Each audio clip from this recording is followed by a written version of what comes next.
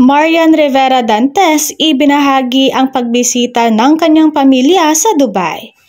Proud na ibinandera ni Marian Rivera ang vacation photos nila ni Dingdong Dantes kasama ang mga anak na sina Zia at Sixto sa Dubai.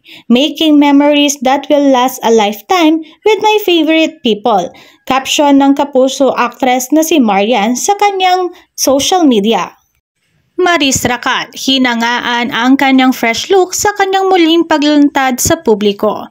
Natuwa ang fans ng aktres na si Maris Racal sa paglantad niya sa publiko para i-promote ang ABS-CBN action serye na Incognito.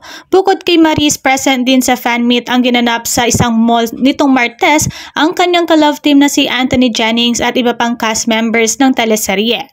Nang tanungin kung ano ang goal niya sa 2025, ang sagot niya, to be stronger. Reaksyon ng fans sa pagbabalik ni Maris, I'm glad she's doing good, saad ng isang netizen. Go, go, go lang. Your talent will erase all these haters. Slayable ang Maris Racal na yan, saad ng isa.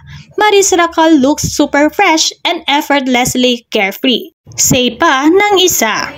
Daryl Yap, hindi nangangamba sa kasong isinampa ni Vic Soto sa kanya. Si Vic Soto ay naghain ng cyber libel at 35 million damage suit laban sa director na si Daryl Yap noong January 9 dahil sa mga mapanira at malisyosong pahayag nito sa social media. Isinampa ni Soto ang 19 bilang na reklamo ng cyber libel laban kay Yap. Samantala, hindi naman nangangamba ang director na si Daryl Yap sa mga kasong kriminal at sibil na isinampa sa kanya ng TV host actor na si Vic Soto dahil ang depensa niya ay katotohanan. Sa kanyang Facebook post, sinabi ni Yap na karapatan ni Vic na magreklamo. Kalayaan ng kahit sino ang magsampa ng reklamo. Walang may monopolyo sa katarungan, lalo na sa katotohanan, saad ni Daryl.